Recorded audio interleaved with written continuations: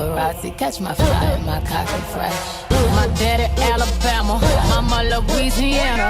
You mix that Negro with that Creole, make a Texas, make a Texas, make a Texas, make a, make a, make a, make a, make, make, make, make, make, make, make, make, you mix that Negro with that Creole, Creole, Creole, Creole. You mix that Negro with that Creole, Creole, Creole, Creole. You mix that Negro with that Creole, Creole, Creole, Creole. You mix that Creole, Creole, Creole, Creole. I got hot sauce in my bag, swag.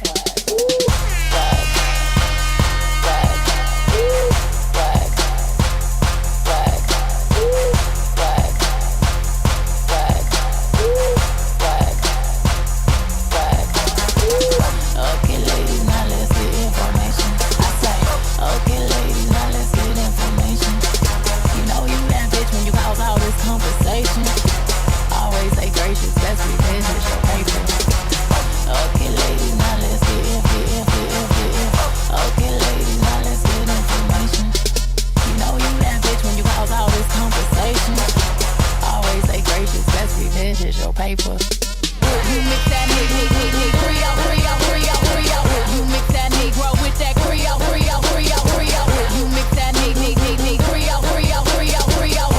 I got hot sauce in my bag, swag. You mix that Creole, Creole, Creole, Creole. You mix that Negro with that Creole, Creole, Creole, Creole. You mix that Creole, Creole, Creole, Creole. I got hot sauce in my bag, swag. Y'all haters corny with that Illuminati mess. Paparazzi catch my fly and my cocky fresh. My daddy Alabama, mama Louisiana.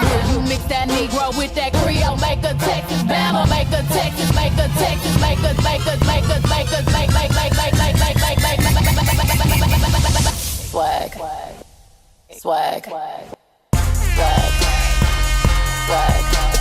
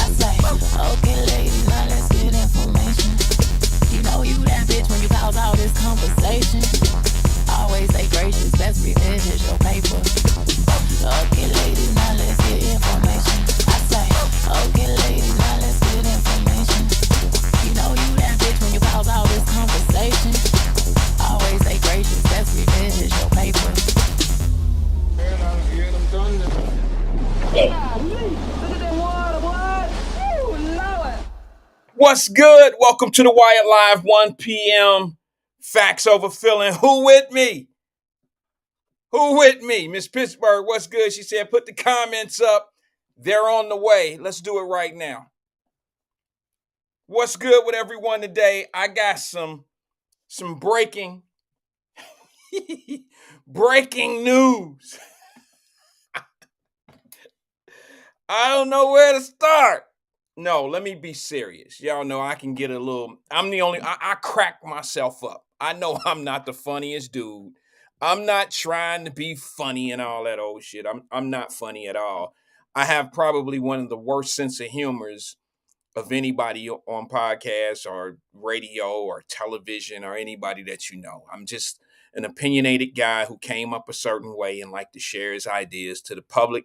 And y'all know, like I've been telling you for 3 years now, this is actually my therapy. I want to thank everybody. The money I owe you is in the mail in a check form. I'll send all the Wyatt Live listeners a portion of that hourly rate for being part of my, I don't know, I guess you can call it my therapy. I appreciate it, giving me the opportunity to talk. giving me an opportunity to laugh and have a good time. I don't get that often, and it's only gotten worse since my kids have left the house. My daughter who's in Nashville, I just want to share this with you guys real fast. My daughter who's in Nashville now, it's been a week since I've been there. Yesterday on campus, at Belmont campus, they had this carnival day. And my daughter's lined up to do a lot of stuff in Nashville. Nashville, I'm telling you guys, is an amazing city. There's lakes, there's so much to do in Nashville. It's not just country music and partying. There's cultural things, there's historic landmarks, there's a lot of stuff. There's what do they call it? There's camping and all that type of stuff. So my daughter's doing a little bit of the stuff that she's able to do, okay, with some people that she's meeting from across the world. And the great thing is, yesterday, she almost, and I look, y'all family, y'all know that I use this show as my therapy. Yesterday, I was not doing too well, internally. Y'all might not know, but I'm human. I'm human, but I have feelings and emotions as well. And yesterday I got an opportunity to see my daughter on FaceTime, and she said, "Dad, I'm going to the carnival on campus. There's no classes today." I said, "Carnival on campus, no class, all this money, and they carnivals on a Wednesday, on a Wednesday. What they doing?" So she said, "Yeah, and they got the Ferris go reel and all that outside the dorm, sitting in the middle of the thing, and they got the roller coaster." I said, "You talking about like they rolled a whole carnival on campus with the Ferris wheel and the merry-go-round and the roller coasters and the bumper cars and all that?" She said, "Yeah, and it's all free. The only thing we got to pay for is any type of drinks that might be outside of any specialty type of drinks, like they had a Starbucks type of thing sitting there with a kiosk." But she was like, "All the soda and the drinks and all that is pretty much free." I said, "Oh, that's cool. That's special." And then she said, right after, me and my friends, my roommate and I and my other friends, we all going to the lake. I said, "The lake?" Now, y'all know, to me, it's just me. Excuse me. I'm a city slicker. So there ain't too much difference between a lake and a river. See, I don't swim in the river. Like, me and my partners would walk from downtown Law Homes down to down to the river. Matter of fact, a lot of y'all don't know this, but it was me and my partners, Mama Birch. I don't know if you know this or not, but it was me, Darnell, and a few other of us who would ride our bikes or walk down to Serpentine Wall. We actually made Serpentine Wall what it is today. It used to just, when it first opened, they had no idea that it was going to be a place to swim. Oh, yeah, if you want to, I don't need a street named after me, Mr. Ware. I don't need none of that. God bless you, and I'm happy for you. If y'all ever want to name some shit after me, go down to Serpentine Wall and say, "This is Wyatt Wall." One of the walls, just one. I don't need the whole location. Just make one of the walls Wyatt Wall. Let me tell you why. Because it was me and my friends. It was my buddies from down the way. We would ride our bikes. Most of the time we walked. Matter of fact, we always walked. I don't think we owned bikes in Law Homes. We walked everywhere. It was the Fay we rode bikes everywhere. We walked downtown to Serpentine Wall. We didn't realize it was Serpentine Wall at that time.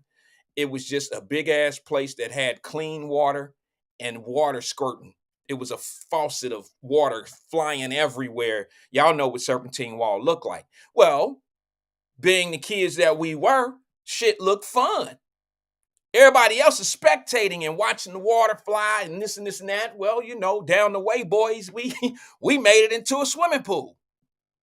And the reason why Serpentine Wall is what it is today, because look, we used to do it illegally. Y'all don't know this. This is true Cincinnati history. My friends and I, look, Jimmy Birch, Darnell, Big Birch wasn't with us. He's a little older than us, so he didn't really hang with us like that. But Greg Phelps, Johnny Phelps, Tico, Ronnie, Johnny, Jazzy, Sean, all my boys from down the way, we would walk up to Serpentine Wall, and it was our swimming pool. Yeah, during the day. And the police would run us out. Y'all can't jump in the pool and blah, blah, blah. And believe it or not, we would go up, get ran out, run around the corner, come back and jump back in, and then they would chase us out again. And they keep telling us, they would warn us, you're going to jail. You keep doing that, you're going to jail. And we just, you kids doing little bitty stuff like that. And we didn't know any better. So we would leave, come back a few days or whatever, the next weekend or whatever, come back, jump in again. All the white folks just looking at us, shaking their heads like, look at these damn kids. Look at them. Lo and behold, my Uncle Jerry, who worked for the city of Cincinnati, happened to be the area chief. The area chief. Shout out to my Uncle Jerry. He passed many, many years ago, but it was my aunt. It was my aunt's husband. And he was like the area chief just for that area right there, like, Serpentine Wall. And I didn't know it. He lightweight snitched on me. He lightweight snitched on me and shit and didn't even know it. I didn't know. I didn't even know my Uncle Jerry worked for the city. But he had on one of them little orange ass hats and the vest and all that. Y'all know what I'm talking about. Y'all know what they used to wear. I don't know what they wear now. But I'm running from the police and my Uncle Jerry see me. Now, y'all got to understand, Uncle Jerry, one of them, he was amazing because he also used to see me when my aunt, his wife, used to watch me. I was a badass little boy. I threw rocks at the metros. Like we would throw rocks at the bus and run. Yeah, that was me. That was me. And unfortunately, I was the baseball kid. I was the baseball guy out of the group. Now, I ain't bragging. I'm just telling you the truth about something. I had a better arm than everybody. I was a baseball guy. In baseball, the number one thing, you don't have to be the fastest. You don't have to be the biggest. You don't have to be the slickest. You don't have to be the strongest. But you got to have a good arm. You got to have a good arm. If no good arm in baseball, you might as well have a bad knee in track. You know what I'm saying? So I basically was good at throwing rocks because I was good at throwing baseballs. And I was hitting the rocks, throwing the rocks to the bus and running, and I would always get the right shot. My rocks always chipped the glass, broke the glass, and that's what we got. We called that kicks. I was young and dumb. I didn't know. But anyway, Serpentine Wall became Serpentine Wall, the swimming pool, because of us. Y'all can thank us. Y'all can thank the downtown boys for that. Y'all can thank Over the Rhine and all that. You can thank us because we started that. And then we get up there. My Uncle Jerry he lightweight snitched on me because he said, I seen you running from the police. I'm going to tell your mama. And Uncle Jerry used to, like, he had this look on, how people chew on shit and don't really have nothing in their mouth. My Uncle Jerry was good people, but I used to trip out of he talking to me and shit, still moving his mouth and shit coming out. But I'm just saying, I'm going to tell your mama. That's the days when people used to tell your mama on you. I don't know where them days at, but I would go home every day and think Granny about to whoop my ass because my Uncle Jerry, every time I heard the phone ring, I thought it was my aunt calling my grandmother, which was her sister, telling on me. Uncle Jerry said you was up there. But believe it or not, Uncle Jerry never told. My Uncle Jerry was very pivotal in making that place something for us to do. Because we went up there one time, we jumped in the we jumped in the water, and believe it or not, the police came, and my Uncle Jerry came out. There was this little office thing up top. When we got in the water, the police came. We were getting ready to run. Uncle Jerry said, no, don't run. It's okay. Y'all good. I said, what? He said, yeah, y'all okay. It's okay to do this now. We getting the signs made. And believe it or not, we stayed in the water. The police came. They couldn't do nothing. My Uncle Jerry said they good. The city says it's okay. We swam all day all by ourselves, have a great time in that little swimming pool. The white people watched us swim. They didn't say shit. They didn't do nothing. They didn't get in. The next following weekend, we go to Serpentine Wall, and guess what? The white people was in the water before us. It looked like the beach. They done came out with lawn chairs, drinks and shit. We didn't have none of that. But we started that. They're ready 52 years from now, 50 years from now, when y'all ready to name a street for me, I don't want it. I don't want a street. I want a wall. I want serpentine wall, and I want one wall, the concrete wall that's in the water, that the water come down, a little, a little thing that come down pretty. I want that one to say Wyatt Wall. How about that? I don't want a street. But congratulations to Mr. Ware and his street. That's monumental. His name will be in lights and on roads and in the city's heart forever. Shout out to him. It's definitely a blessing that he's here to even see it, to even be part of it. Let me read some of the smart ass remarks while I was telling my true story here, and then we'll move on because I got some things I want to share, a couple things, including a post that I put out. So while I'm reading this, if y'all want to go to my Facebook page and see one of the posts that I put out, you won't be behind. You'll know where I'm at and why I said what I said. Check it. Let's see. Emmanuel says, so you're telling, damn, bro, you wrote a whole damn paragraph. So I know this is going to be something. I know he about to sneak this, right? You can tell by when Emmanuel just writes something. If it's short, it's a punch. You feel me? It's a punch, like. But if it's long like that, there's a fight involved in it. Okay? If he just say some short shit, he gonna hit you, he stole on you. But if he say something long, he ready to fight. Let's read it.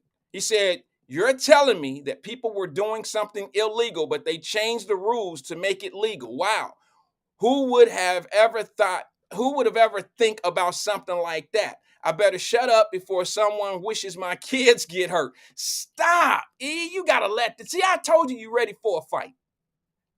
You can actually, matter of fact, let me just say this.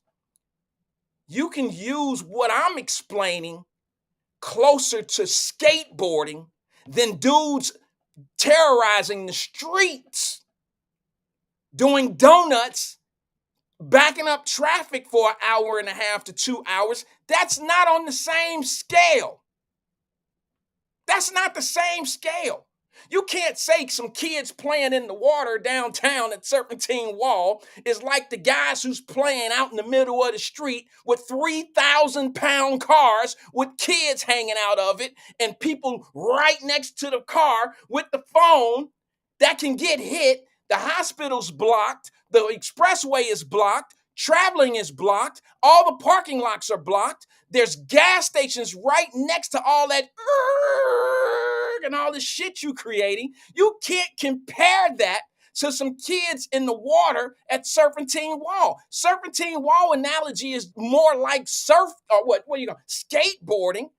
There's some damn cars in the middle of the street. No, it's not the same, E. You know what, bro? You a smart guy. I'm gonna give Emmanuel Livingston on my show the props that he needs, but I gotta explain something. I hope y'all understand. I love my brother from another mother, but he needs to hear this. He needs to hear this. E, and I'm sure I'll get a call after this.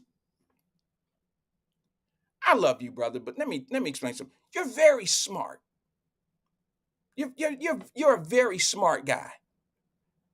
But I'm gonna tell you something. What's wrong with a lot of smart guys? You use your smartness, your intelligence to never be wrong. Can't do that. Can't do that. Sometimes you gotta because here's the thing. Y'all do know that smart people are really good negotiators. They're very good debaters because they know how to switch channels. They know how to they're like stick shifts. They tend to know how to switch gears. They tend to know how to veer off the point that you're making and change it. You know what I'm saying? They're good at that. He said, I can't call you today. I'm still at work. Thank God. Because we'd be talking about skateboards and swimming pools for the rest of the show. And I ain't going to do it. Matter of fact, I'm going to leave it right there. You're a smart guy, E. Stop. You win. You're right. Go ahead. You know what? I'm going to call City Hall tomorrow. You with me, E? Let's call City Hall. Matter of fact, let's do it on a three-way. Let's get on a three-way. You and me, E. You and I call City Hall tomorrow, and we're going to get it on November's ballot so they can do donuts and shit in the middle of the street. We're gonna say, shit, it looked like fun. Ain't nobody getting hurt. Hey, Wyatt, go get Uncle Jerry. Go get Uncle Jerry. See if Uncle Jerry can hook that shit up. You win, E. All right, look, I got a couple things. I don't know where to start. Where should I start, guys? Where should I start? Because I don't have much time. I know E's going on today at 3 o'clock. So I might as well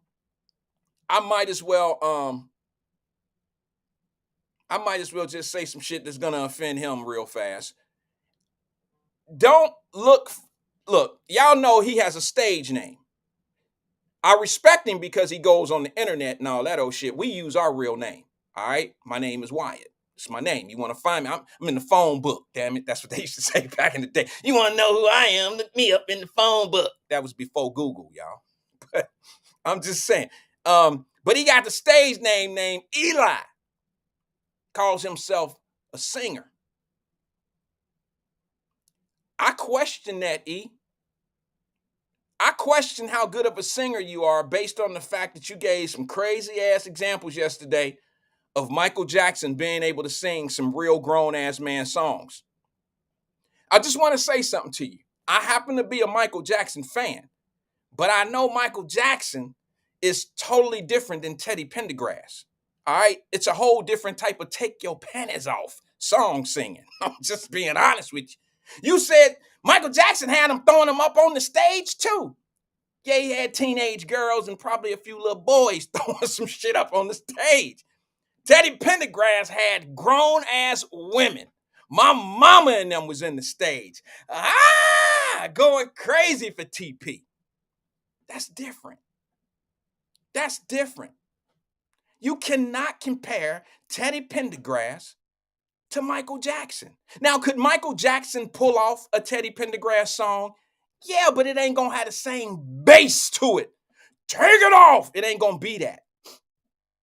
It ain't gonna be that. It's gonna be let me just say this to you. Here go the thing. Here go the difference between the two, and I promise I'll move on. The difference between the two, Michael Jackson sings, he'll sing a song and it'll make a girl want to get with him. Michael Jackson is the first time sex. Now, what is Teddy Pendergrass? Where my old head's at? Teddy Pendergrass is the makeup sex. You put Teddy Pendergrass on after y'all done fought. Michael Jackson, you can't put Michael Jackson on after a fight. It ain't the same. You put Teddy Pendergrass on after y'all done cussed each other out. All of that. Y'all, Dominique, no. Dominique, no. There's some heads on here that know what I'm talking about. You cannot put Michael Jackson on after an argument. Y'all gonna stay mad at each other forever. But you put TP on? Shit. Y'all gonna do makeup sex and still be mad. Take it off! I'm only playing, but it's true. I mean, damn, you know, Casey used to kick the shit out of Mary J. Blige because of how he sung. I mean, think about that shit. Casey, or what, JoJo? Was it JoJo or Casey? Which one of them was with Mary J. Blige? He used to beat the shit out of Mary J. Blige because he had makeup sex voice. I'm just being honest with you. Michael Jackson, they would never be mad at each other. If Mary J. Blige would have dated Michael Jackson, that would have been odd. But she would have ran shit. KC, thank you, Dominique. Thank you, DB. KC, yeah, KC and JoJo. So KC, yeah, he used to beat shit out of Mary J. because he got that makeup sex. I mean, all he got to do, he can do whatever he want to do to her. like, disappoint her, cheat, and do all the shit that they do. Okay, go on tour and stay gone a month past the tour date, all that old shit, and she know what's going on. But when he come home and starts singing that makeup sex in that makeup sex voice, it's over. She right back at it. They right back at it. Michael Jackson ain't had that kind of will. Michael Jackson sing a song and shit. You're the light of my life. Okay, now she in love with you. That shit wears off. When they get into an argument, light of my life has no more, it don't have no more thump. TP brings shit back together. Makeup sex. I'm going to leave that alone. Let's go to the phone lines real fast before I get started in my show today. Good afternoon, caller. This is Wyatt. Who am I speaking with? What up, Wyatt? This drop squad 52. What's good? But see, Wyatt, the only reason I say my name is because, bro, you blowing up. What? Every time you are blowing up on the internet, Wyatt. Okay. Every time because I just got back from walking while retired. Let me see how many I walked. I busted out 4 miles, Wyatt. Okay. And since you've been on this time slot, when I get back, it's like you got maybe 14, 15 people watching. And I'm blowing that's up. Good. Oh, no, Wyatt, I'm telling you, bro. I'm just kidding. I know. I'm just kidding. No, I'm telling you, bro. You are making your footprint on the YouTube. And I already told you why your numbers aren't equal to what they are on Facebook. I already told you. Right. Now, Wyatt, the subject that I came in on, okay? Okay. It sounded like you were talking about crime in Cincinnati. Oh, okay. Yeah. I was wondering where you was going, but yeah, because we was talking about makeup sex. But okay, yeah. Right. No, I've been listening to you I'm for just like kidding, the last... brother. Go ahead. Got my fault. Okay, all right. See, I don't even want to bring up the comment Emmanuel put in the chat because I don't know if you saw it or not. But if I know you didn't see it, because if you would have saw what Emmanuel wrote, I'm gonna find it. Go ahead. Oh, you would have had a comeback. Oh, look for it, bro. What? It's about 5 minutes back. Yeah, he didn't say a couple things, but which one? Oh, yeah, I think this was going about my mama. Bring back some. Yeah. Okay, let me see it. Go ahead, keep talking. I'm gonna read it. Okay, he said all right. Shit about so the reason he I says called, shit about my mama. Yeah, because the reason I call, I'm out here in California. I'm in Southern California. I'm about 2 hours from the border, and I'm about maybe about a little bit less than that from Los Angeles.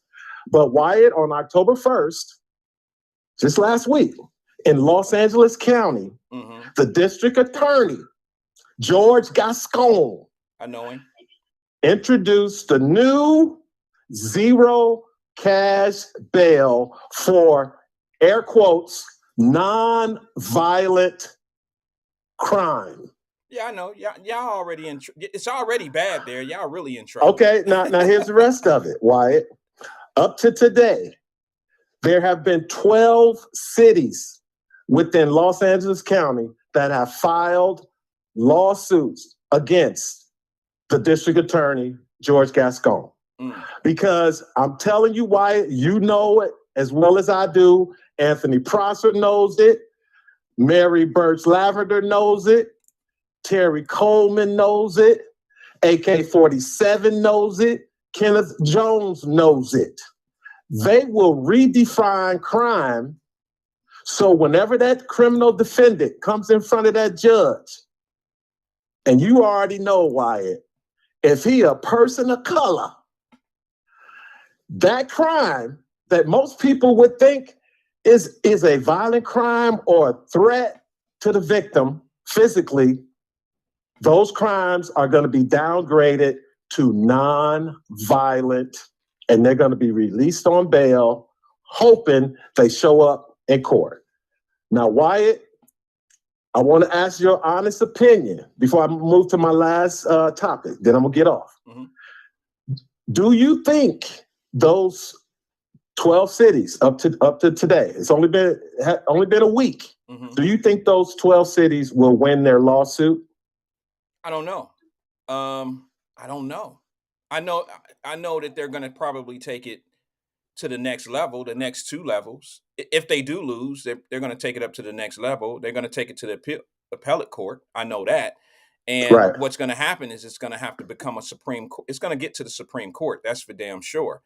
And it's a strong possibility that they could lose because it all depends on in the area that they are. People vote. I mean, it's how the people vote too. Like a local, But yeah, why local, he just got reelected? I Because understand. if you remember, the San Francisco DA got recalled last year. Yeah, but that was by the people. See what I'm saying? They exactly. Gascon was also next to be recalled, but they didn't get enough signatures. Right. So the recall failed. He ran and he won. So that's why he's doing what he's doing in LA County. Now, they're not going to do this in San Francisco because London Breed, I think that's her name, the new DA in San Francisco, she's already trying to do stuff to address the crime problem. Yeah, because it's super bad there. And the mayor, who happens to be, you said San Francisco? Yeah, London Breed. It's a sister. Another fine.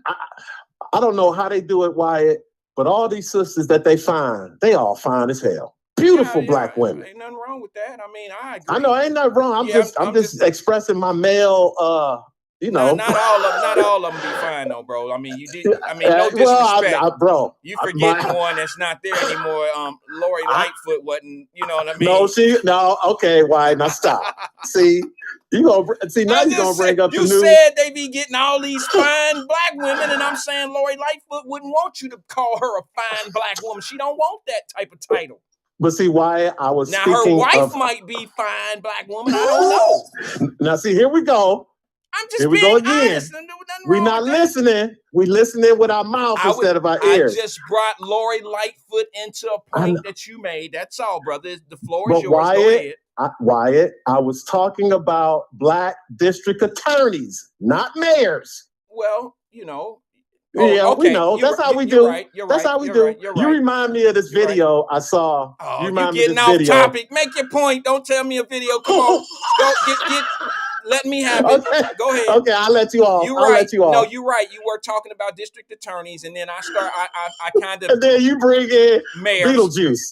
Yeah, mayors. I bring in mayors. You're right. Go ahead. That's why I F with you, my brother. You're right. You got me on that one. Touche. Let's go. Because I don't know what it is, man.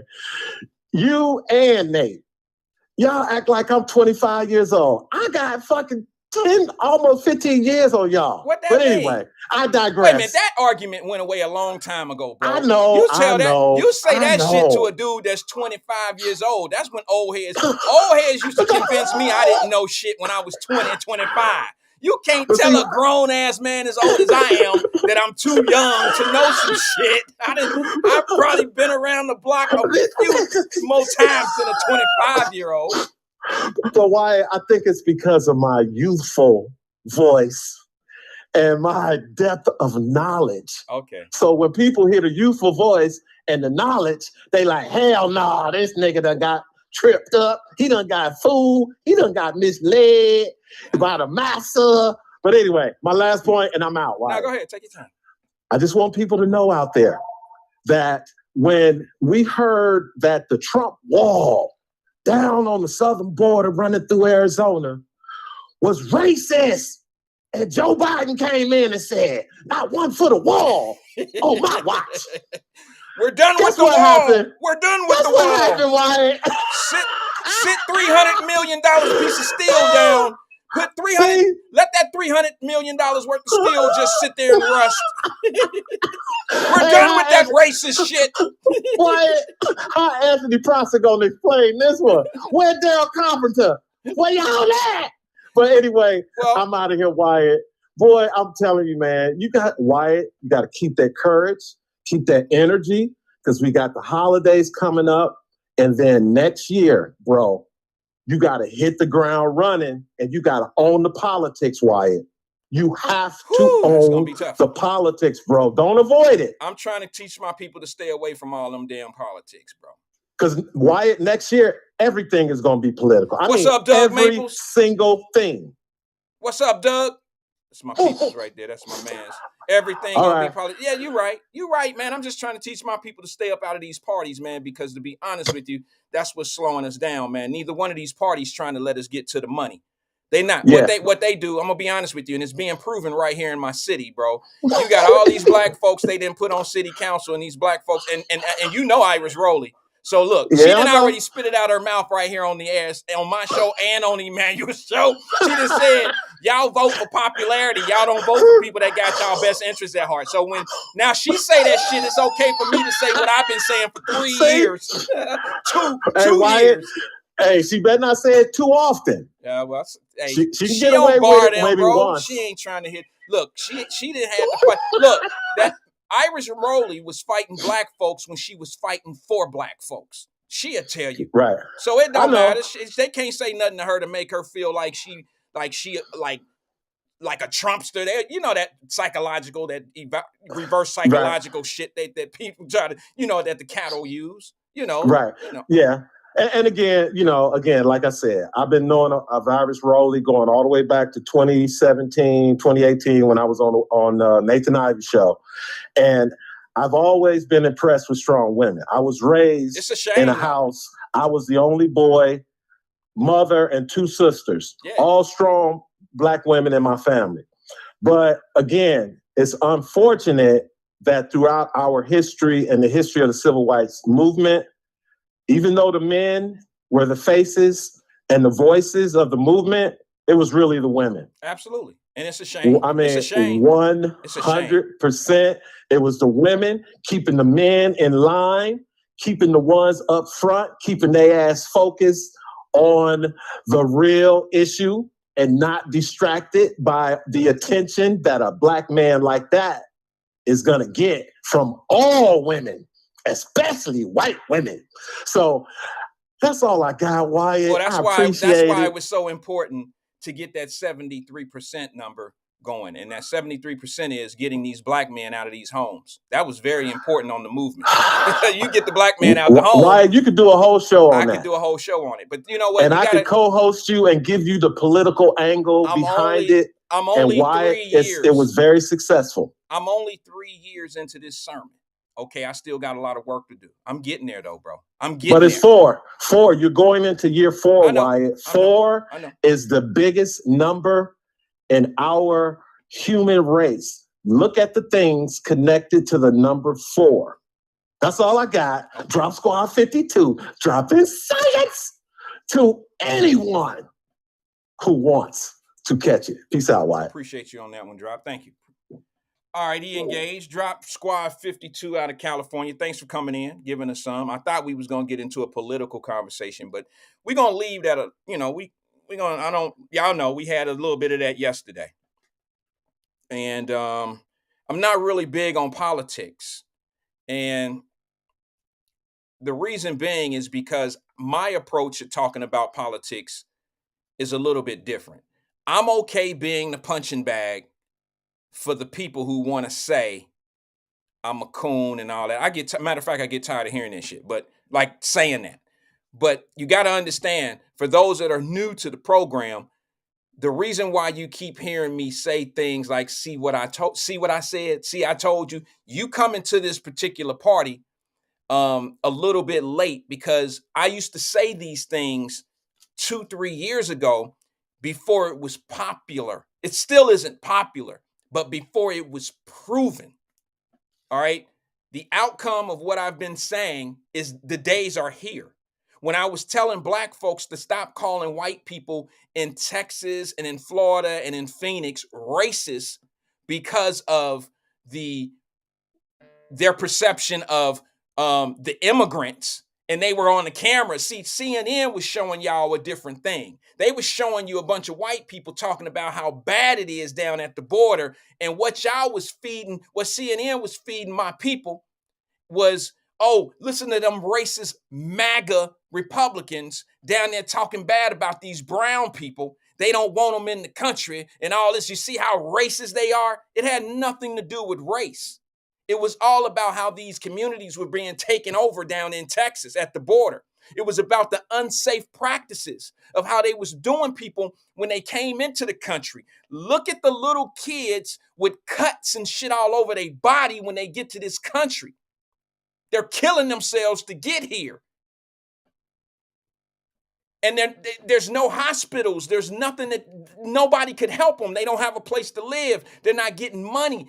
It's uncivil. It's not civilized. And when people was making it known, certain platforms, being CNN, MSNBC, and all that, wanted to keep pushing y'all that MAGA shit. See them white folks, them MAGAs, the Donald Trump people don't want y'all to have these immigrants to come in here. See how racist those people are? And what did I say? Yeah, I'm going to say I said it and I told you so. I said, y'all don't know what they talking about. I live in Florida. I know exactly what's going on down here in the South at these borders. I know what's going on. And the fact that these shelters and all this old shit is overflowing and the food pantries are dying, y'all not hearing that part. All you hearing is somebody y'all didn't even hear how open the border truly was. You heard it here. You heard it here every day, and it got on some people's nerve. They gone and will never come back. They might be back one day. It made it easy to say, oh, they talking some bullshit over on Wyatt Line. He don't know what he talking about. He ain't for the betterment of our people. He don't know nothing. He just on the internet talking shit. I remember all that. I read all the DMs. I remember all of that. I remember all of it. He don't know shit. Fine. I was never trying to convince you that I was right. I just gave you the information. Do with it what you will. Let's just say the information that I gave you panned out to be right. And the bottom line is, you don't care until something affects you. Y'all don't care about them brown people down there. You don't care about that. Like Al Sharpton, perm in the suit, took his ass down to Texas. I should have burned that video. Took his ass down to Texas, and he didn't go down there. He wasn't paying attention to see, here's what I said yesterday. I say the Dems, y'all not any better than the Republicans. Y'all tripping because of the House minority speaker, whatever, House speaker got ousted and all that, and y'all think that that's a falling apart of a party. No, what happened is they just don't do what y'all do. Y'all stay on code. Y'all don't care how fucked up something is. Y'all just stay quiet. You ain't gonna say nothing because you can't tell me all the Democrats who support LGBTQ issues that y'all support all the shit that come with LGBTQ, but I never hear y'all complaining about it.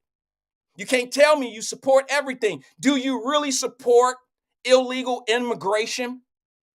I've never heard any of y'all opinion about it. You know why? Because y'all stay on code. You better than the Republicans when it come down to loyalty in your party. You don't care how crazy the shit is. There are Democrats that support the Democrat Party that don't really agree with abortion, but you don't say it. You don't say it because you stand on code. You don't fight it. You don't say, no, Democrats, they wrong. You don't fight it. You don't say anything about the fact that this border has caused not just economic issues in America. You don't care about what it's doing to the communities as long as it ain't affecting your community. What did I tell you? Oh, as soon as it start hitting some black communities, y'all gonna talk up. You're gonna say some different shit. Well, let me tell you, the only black people that's saying anything about the communities that immigration is destroying right now, illegal immigration is destroying right now, the only people that's talking about it are the black people who's being destroyed by the illegal immigration, their communities. So do the black freedom fighters and all the pro-black people across the country care about black people really? Or do you only care about the black shit that affects you?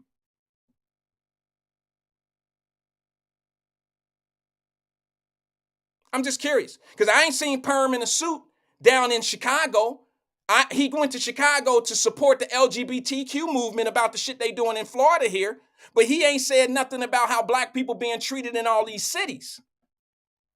See, the immigration problem is hurting whites and blacks economically, but where do you think they putting all these immigrants when they come here illegally? They're going to the black communities. I've been saying it for 2 years. And I've been proving it. I've been bringing receipts. I haven't just been saying, well, I think they showing up.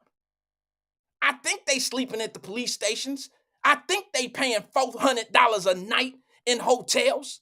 I think they doing it. No, I got receipts that's what's happening. You know what? I called Chicago the other day. I told my wife, I said, I'm gonna call and book us a reservation in Chicago. I'm gonna go get a room at one of them free ass hotels. Because every time we go to Chicago, we stay at the JW. We stay at the JW. It's a very nice hotel. And guess what costs just like the JW? The same hotel that the illegal migrants are staying in. It's $600-$700 a night. And they getting a discount. But they sold out. And they won't even show you on CNN what's going on in Chicago. Wait a minute. This should be a national story. It should be a national story about what's going on. Why isn't CNN showing black folks what's happening to black folks in real time? Why aren't they showing you? This ain't some shit I'm making up. You don't think black folks are fed up that's being hit with all this illegal immigration in their communities? Property values going down, resources are being taken, community funds are being depleted. Black children in little league footballs and stuff like that are not getting the same funds that they used to get because they're using it for other things. And your black politicians that the black folks voted for to look out for black people's interest, they on code. They ain't saying shit. They acting like it ain't happening. Why CNN ain't got one of them big ass trucks with the satellite on the top of it when it turned and all that old shit, informing everybody the policies of how it's affecting the black community right now? Why that ain't happening? Why don't you know? I'll tell you a true story, and then I'm going to play this clip for you real fast so I guess it's a receipt to what I'm saying. I think I said this yesterday, but I want to tell this for the people that wasn't here yesterday.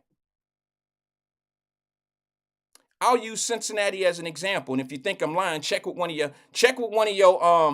cousins or your nephews or your nieces or somebody that's sitting in the Justice Center right now, and ask them if they got guys and stuff in there that don't speak Spanish, that don't speak English, only speak Spanish. And here's what I'll tell you. Before every morning court session in the bond hearings, courtroom A, 20 to 30 minutes is designated for illegal, I shouldn't say illegal, but I should say migrants, where they bring in interpreters and all that. It's heavy. All of them, 98% of them are Spanish speaking. And it used to be a thing in the city of Cincinnati called ICE, where when you get one of these illegal immigrants, come to the city, commit crimes, whether it's domestic violence, DUIs, whatever it is, if they weren't here legally, ICE would put a holder on them and make them go through the immigration situation. You know, there's a checklist, there's a thing, and then they would deport them back. They don't do that shit anymore. Anybody ever wonder why? What happened to ICE? I ain't heard ICE in a long time. Only ICE I heard is Ice Cube, Ice Tea, and the ice I put in my soda. That's the only ICE I didn't heard in 3 years, 2 years now. Where they at? Cincinnati, I promise you. If you had the problem that's going on in these cities that you're not hearing about, you would be doing exactly what I'm about to show you right now. Black USA is done with illegal immigration. Do you know when they started school this year, they put non-speaking students in the classroom in public school? Our schools are already slow. You just slowed classroom time up tremendously. Putting language barrier people. Y'all don't think I'm a hater. I love immigration. It just has to be done right. I've been an immigrant to another country. I know the feel. I can't just say this about an illegal immigrant. I was a legal immigrant in another country. I know the insecurities that it feel when you walk around and can't read the signs and don't know what shit is. I know that feeling to get into a taxi cab and you got to damn near do sign language to let him know where I'm going. We didn't have GPS and all that shit when I lived there. I know the feeling. I know exactly how they feel. But I also know there's a legal way to get here. And I also know that resources should not be taken away from Black people. And when you elect a mayor and he puts immigrants ahead of his own people, his own Chicagoans, his own local people, and then the first place you stretch the money from is the Black community, what does that tell you? Well, let's just use something in Cincinnati that might be a little bit of a parallel to the point. I'm going to say this to my folks in Cincinnati. If I was Black Cincinnati, if I was the spokesperson for Black Cincinnati, if I was I can't say the Iris Rowley because she's not necessarily the Black spokesperson. She speaks, but she's not the designated Black spokesperson for the city of Cincinnati. But if I was someone that had the pull and the juice that she had, I would gather Black Cincinnati together and I would go talk to the people that we voted in, that look like us, who's been silent to us. And I would tell them, we want to sell the railroad. And this, because the city want to sell it. The city want to sell it. I would say we want to sell it too. But this is what we want out of that sale. No negotiations. I mean, we can negotiate the wants and the needs and the pearl, the little pinpoints of the deal. But I would say sell it. It's not necessarily beneficial for the Black community as a whole right now anyway. And for y'all that think that I've been touched by somebody that says yes to issue 22 or whatever, no, it's not that at all. I'm saying, what other asset does Cincinnati have right now that the Black community could look at and say, we can benefit from that right now? You're not benefiting from the $25 million a year they getting. Not as a whole. Not as a whole. Like they filling potholes and fixing signs and shit and fixing light bulbs in the street signs. Maybe that. But as a whole, how do you capitalize off the $25 million that they getting a month? How do you capitalize off that? You don't. So I would say let's sell it. Take the 1 point. We need to get more money, but let's just use the number that they have because it's enough for me to make my point. Take the $1.6 billion. But in our plan, in writing, we need to bring in Bank of Clark, Black Bank, set it up, set shop up, let them come in, give them a resident in the city of Cincinnati, and we need to fund it with $400 million. You got $1.6 billion. You already committing $400 million to fix the streets. Fund it with $400 million for Black banking that can underwrite small business or mid-sized business loans for the Black community. You're recycling the money. The money makes money off of itself, not just off of the interest bearings, but the deposits. Every Black person in Cincinnati would deposit their money in that bank.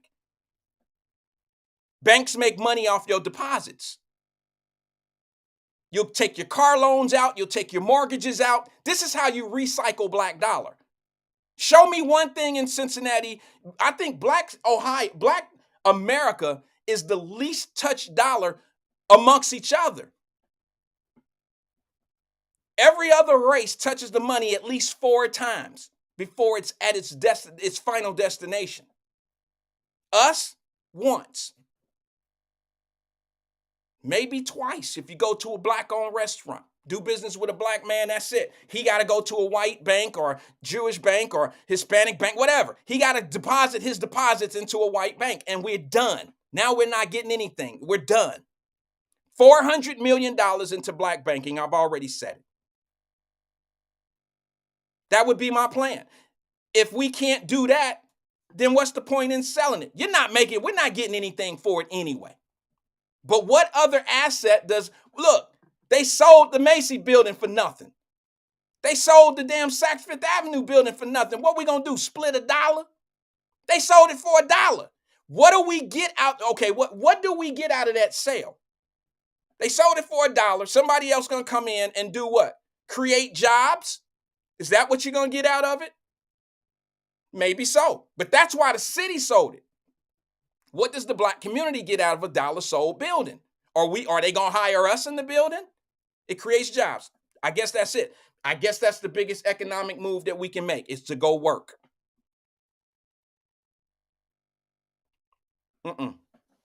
It's not. Well, I'll say this to you. I told you I was going to play this video. It's a receipt. It's a receipt that I've been talking about. It's what I've been saying for 2 years and a few months now. And I just want to know how y'all feel about this. Check it out. This just happened over the weekend. Migrants on move-in day at a newly opened shelter in the Pilsen neighborhood. Like so many other shelters across the city, this one was met with some protest from neighbors. And that same drama is playing out tonight over a park on the west side. Turn the buses around. Turn the buses around. You want to take the little scrap, the resources that we have, and put us at the bottom of the barrel? That's not fair. In Galewood, tensions are running high over a plan to turn the Admonson Park field house into a shelter. Yeah, that proposal is angering residents who packed into a meeting tonight that was standing room only. Casey Cronus has that part of the story. Tonight's meeting was contentious, rowdy, and left hundreds of residents with unanswered questions. Their main fear that when migrants move in, park programming and youth activities for this community will be stripped away. Within seconds of city officials taking the microphone, community members anxious to speak their minds took center stage. If you had your right mind and see a crowd like this, you would say to yourself, they don't want it. And we're not anti-migrants, but it shouldn't be on our backs. Still unclear when approximately 200 migrants might be moving in. 29th Ward Alderman Chris Taliaferro, who says he is strongly opposed to the plan, tried to settle tensions. But neighbors say programs for youth and elderly residents are at risk if their field house becomes a sanctuary. A lot of these young boys, they don't have fathers. So a lot of these coaches, they are their fathers. They spend part of their weekend here alone during the week. That keeps them a safe place. It gets them mentorship. It shows them discipline. Hours before the meeting, neighbors held a protest outside, blasting the plan. We ain't having that, no. You want to tell us what to do in our park? You cannot do that. We pay our money. Some calling for more transparency from the 5th floor. And what I want to say is to Mayor Brandon Johnson, we are disappointed in you. This is the community that supported you. How dare you? We've reached out to Mayor Brandon Johnson's office for his response to the community's reaction, but have not yet heard back. Reporting from the Amundsen Park Fieldhouse, Casey Cronus, Fox 32, Chicago. So now let me ask you guys, where are the CNN trucks? Where is NAACP? They don't have a problem giving you a travel ban down in Florida because black folks, because LGBTQ people aren't being treated right down at Disney. So they tell black folks, don't travel to Florida. They don't treat black folks right in Florida. Well, I've had several friends that lived in Cincinnati with me, moved to Florida and never went back. They go back to Cincinnati and visit, but they ain't been back. Now, what do you call those? I mean, what do you call people that move to Florida and don't move back? What do you call black folks and white folks and Hispanics that live in California and they rent U-Hauls to come down in Florida and the U-Haul is stuck here? The U-Haul stuck in Florida because how they going to get them U-Hauls back to California? Ain't nobody going back out there. It's the policies. The U-Haul stuck. They got so many U-Hauls stuck in Texas, so many U-Hauls stuck in Florida. It's crazy. You know, you can rent. They'll damn near give you a U-Haul for free if you fill it up in Gavins, Texas, and drive it to California. Shit, they might pay you to do it, but ain't nobody going to California. They'll pay you to drive the damn U-Haul from Florida back out to California because ain't nobody going. So now let me ask you, where is all of the chaos agents? Where's NAACP? Where's Perm in the suit? Where are all those guys when these black folks are yelling in the middle of the street, yelling in town halls, totally disappointed with their current administration, and CNN is not down there telling you how they treating us? Why don't y'all know about it? Because who would you have to blame? This shit been going on for 2 years and there ain't nobody know nothing. Let me pull my Nino Brown out. This been going on for 2 years. Wait a minute, hold on. Excuse me. This is my Nino Brown. Y'all know how he did when he pulled up on G Money and them and shit when he came in with the Rottweilers after the Carter got raided. So don't nobody know nothing. So don't nobody know nothing. So don't nobody know nothing about that shit that's going on in Chicago. Don't nobody know nothing. Oh yeah, G Money knows something. Oh yeah, G Money, you know something, don't you? Yeah, G Money knows something. He knows something. Y'all remember that from New Jack City. Oh yeah, G Money knows something. Why CNN ain't reporting it, G Money? Why MSNBC don't have they satellite trucks out there listening to them black folks scream about illegal immigration? Why is it so quiet and silent? Why are those politicians in the city? Did you see the signs? Did you see the signs in the audience? Did you see them have the signs up saying defund the politicians? You don't see that shit now, do you? Wait, let me show it to you. Do y'all see the signs that say defund the politicians and shit like that? Community strong. You telling me that them trucks can't, look at that, look at that. Defund the politicians? Why isn't CNN and all them places down there? This ain't part, we know because they own code. It's very easy. Remember? I kept telling you they own code. That's why y'all ain't holding y'all. That's why the city of Cincinnati is not holding its politicians accountable about this railroad thing. And thank God, Iris Rowley, I can't keep throwing her name up as she the only one. And I ain't gonna burn her name up. She might not appreciate me saying her name, to be honest with you, but damn it, she came on here and said it, so I'm gonna say what she said, and I'm gonna bounce off her lead. She flat out said, stop voting for people through popularity. These folks ain't for you. And I remember there was people that was pumping them, pump up the jam, pump it up. They was pumping these politicians up. Oh, Cincinnati gonna be different. Oh, it's gonna be new. Then what did they do? Hire a PR firm to go talk to the black folks. They didn't brought Angel. What's her name? Angela Angel? Not what Emmanuel called her. Everything but what she was called, what he called her. It wasn't Antarctica. Whatever the hell your name was, you called that young lady. That young lady didn't do anything wrong. She did her job.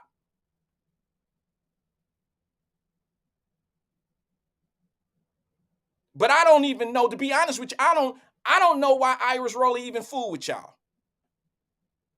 I don't even know why I know she go to bed at night. She's married. I don't mean any disrespect, but I know she go to bed at night feeling like she ain't got nobody on her side sometimes. How you gonna fight for black folks and then black folks turn around and be fighting against you? How you gonna be that? How that don't make sense. And the reason why that happens is because certain parties stay on code. They stay on code. So the PR firms send the Cincinnati people exactly what they needed. Little sister from Withrow. I mean, death row to the day I die, I guess. I mean, that's me too. I went to Withrow. That's the school that I claim. I went there till like the 10th grade, 11th grade or something like that. But yeah, that's my school. Death row, that's who I claim. She got to feel like she's fighting on her own sometimes. And all I'm asking you is this. This is no different than what we see in Chicago right now. their administration that they voted for is not stepping up for its constituents, its own people. You didn't vote for these folks, and they putting you on the back seat. I'm going to play it again because I feel like it. I'm going to play it again because I feel like it. Migrants on move-in day at a newly opened shelter in the Pilsen neighborhood. Like so many other shelters across the city, this one was met with some protest from neighbors. And that same drama is playing out tonight over a park on the west side. Turn the buses around. Turn the buses around. You want to take the little scrap, the resources that we have, and put us at the bottom of the barrel? Wait a minute. I gotta give it a little content on the second go round. Listen to these racist ass black people. Now, some of y'all know I'm just being facetious because these same arguments was made 2 years ago when Texas folks, and the only time CNN got involved is when they wanted to make white people in Texas look like they was racist, so you would stay on that this is a racist thing. This is an economic thing. This is about the have and the have-nots. This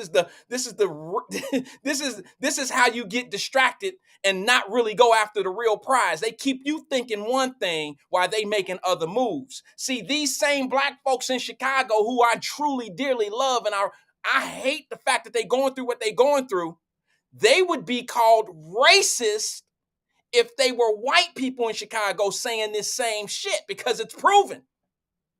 White people in Texas was saying exactly what these black folks are saying, and y'all fell for it from CNN. Every time CNN told y'all that the MAGA Republicans and shit down in Texas bitching and complaining about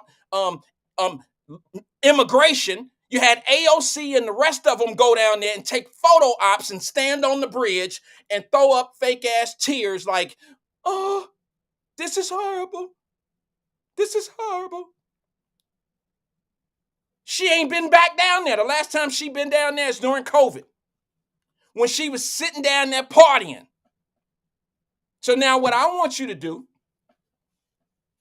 is I want you to pay attention how these black folks are feeling from their politics. See, they politicians, they may not be able to control this overwhelming amount of illegal immigrants, but they're not saying anything vocal out loud to put the blame on what the real blame is. And what that tells you is they stand on code and they're protecting their brand. They're protecting people that they know is making this a horrible situation, not only for the citizens of Chicago, New York, other places, but it's a bad thing for the people that are there. I'm talking about the immigrants themselves. Some of these folks are living on the streets. I told my wife the other day, I said, I didn't finish this one. I told my wife the other day, I said, I'm going to call Chicago and I'm going to book me in one of them rooms.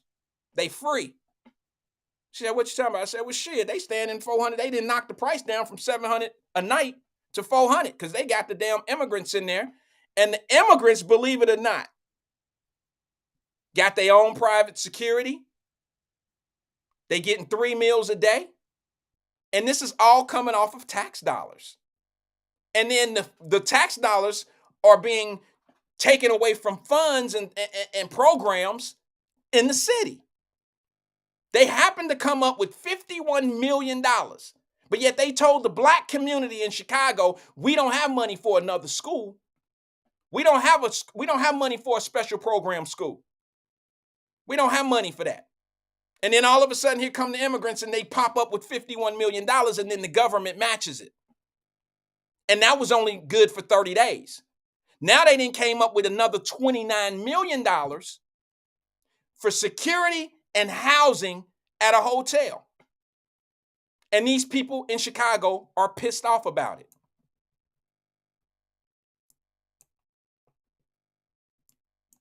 You want to take the little scrap, the resources that we have, and put us at the bottom of the barrel? That's not fair. In Galewood, tensions are running high over a plan to turn the Admonson Park field house into a shelter. Yeah, that proposal is angering residents who packed into a meeting tonight that was standing room only. Casey Cronus has that part of the story. Tonight's meeting was contentious, rowdy, and left hundreds of residents with unanswered questions. Their park programming and youth activities for this community will be stripped away. Within seconds of city officials taking the microphone, community members anxious to speak their minds took center stage. If you would had your right mind and see a crowd like this, you would say to yourself, they don't want it. And we're not anti-migrants, but it shouldn't be on our backs. Still unclear when approximately 200 migrants might be moving in. 29th Ward Alderman Chris Taliaferro, who says he is strongly opposed to the plan, tried to settle tensions. But neighbors say programs for youth and elderly residents are at risk if their field house becomes a sanctuary. A lot of these young boys, they don't have fathers. So a lot of these coaches, they are their father. They spend part of their weekend here alone during the week. That keeps them a safe place. It gets them mentorship. It shows them this. Neighbors held a protest outside, blasting the plan. We ain't having that. No. You want to tell us what to do in our park? You cannot do that. We pay our money. Some calling for more transparency from the 5th floor. And what I want to say is to Mayor Brandon Johnson, we are disappointed in you. This is the community that supported you. How dare you? We've reached out to Mayor Brandon Johnson's office for his response to the community's reaction, but have not yet heard back. Reporting from the Amundsen Park Fieldhouse, Casey Cronus, Fox 32, Chicago. Where is CNN? Why isn't this a national story? I'm just curious. Can somebody put it in the screen?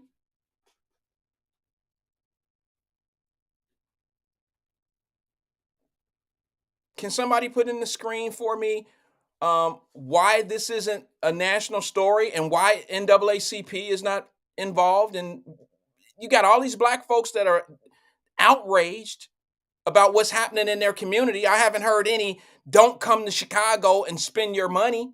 I haven't heard the outrage that black Chicagoans should have, where are the leaders to say, if y'all don't fix now, y'all know. They did it to us in Florida, right? They did it to us where they tried to, black folks don't come to Florida. Don't come to Florida. They ain't treating black folks right. They ain't teaching black kids nothing. They take black history out of the books. Don't come to Florida. Travel ban. Don't come down to the beaches. Don't come spend money at black-owned businesses here in Florida. Don't do it.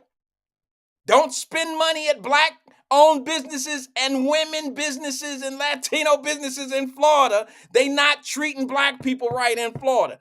Before I move on off this point, let me just say this. For those that may not know, Florida is the #1 state. I say Florida is the #1 state for black entrepreneurship. Look it up. Florida is the #2 state for female women entrepreneurs. Look it up. For y'all that don't know, Atlanta's not a state. Okay? Atlanta's not a state. I know it's a lot of black businesses in Atlanta, but Atlanta's just a city. The state of Florida has a lot of black-owned businesses, and it's fruitful. They have a lot of women-owned businesses, and it's fruitful.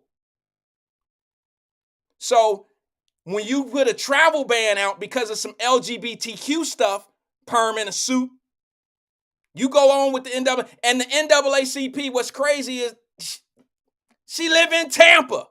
Same lady telling y'all how bad Florida is, live in Tampa Bay. The hypocrisy is ridiculous to me. But yet nobody's put a PSA on radio. Nobody's put a PSA to our communities. There's no travel ban to Illinois. Stop spending your money in black Chicago. Don't spend your money. I don't understand it. But you are watching black people suffer in Chicago and other cities in real time. This is not the first video. It's not going to be the last video. Where are the satellite trucks? CNN, MSNBC, Joy Reid, Perm in a suit. Where's Roland Martin? Where them guys at? Why aren't they talking what you can? Enough of that. I think you get the point. I think we get the point. I got 30 minutes. I'm going to need every bit of this 30 minutes to get this one out. I got another problem. It ain't me that got the problem, though, to be honest with you. I'm about to make another point and show you hypocrisy at its finest once again. Wyatt, you got to stop this hypocrisy shit. Well, no, you got to understand, in order to prove something sometimes, you got to just prove where things are wrong first. I ain't never tried to fix a flat on my bicycle as a little boy by just taking the inner tube off and just putting a patch on any place. I go through the process and I pump it up, take the inner tube out, pump it up, and I got to find where the hole is so I'll know where to patch it up. And that's what I'm doing with us right now. We got to know where to get patched up at. It's a hard process, damn it, but I'm doing it. It's a long, drawn-out process. I told Drop when he called, I said, look, man, I'm only 3 years in. I still got a lot of work to do. I can't just come on and think that I'm going to tell everybody how this shit is going and do it in one show. No, nobody going to watch that. Nobody going to pay attention. You got to you gotta let things marinate. You got to be a chef with things, especially with information and points that you're trying to prove. Everybody don't like microwave points. Some people want a 5-star made meal, and I'm about to serve it. I feel I've been serving it.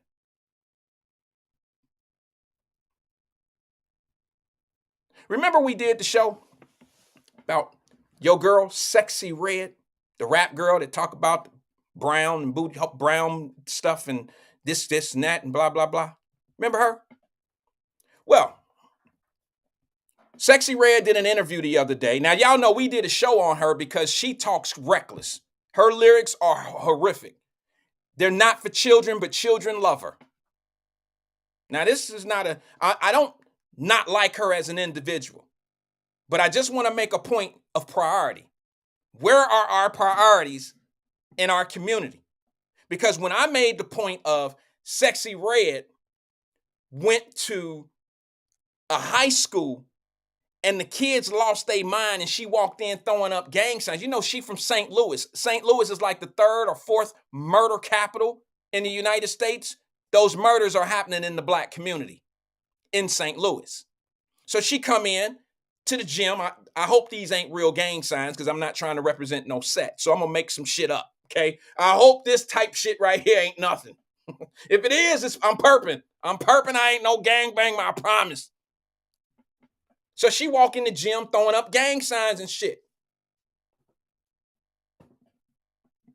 And everybody know what her music is. Now, what high school would allow her to come in knowing what she represents, knowing her bad lyrics, knowing that she's not really she's pro baby mama shit. She really gutter as hell.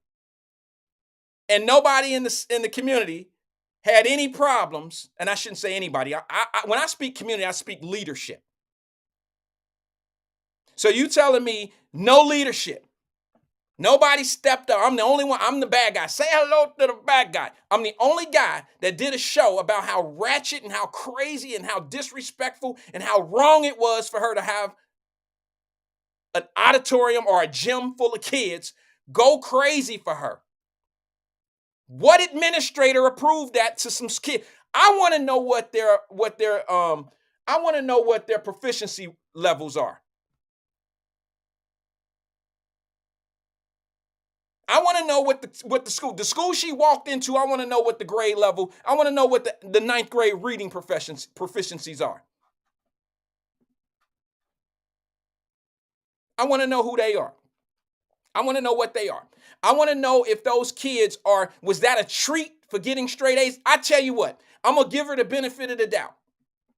I'm going to say that whole gym full of kids at that high school, I'm going to say that was the A honor roll and they gave them a treat. We're going to bring a celebrity in. Let's give them the benefit of the doubt. You still don't give them a benefit. You still don't give them a treat of Sexy Red. That's just like bringing a porn star to the school and say that they have a great career going on, and she's about to tell you some positive shit in life.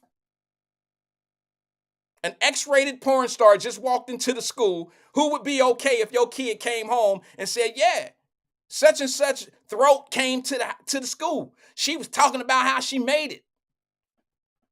None of us would be okay if our kids came home from that shit, right?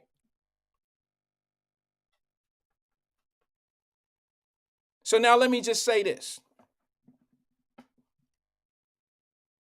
Real leaders mention things. Real leaders bring things up.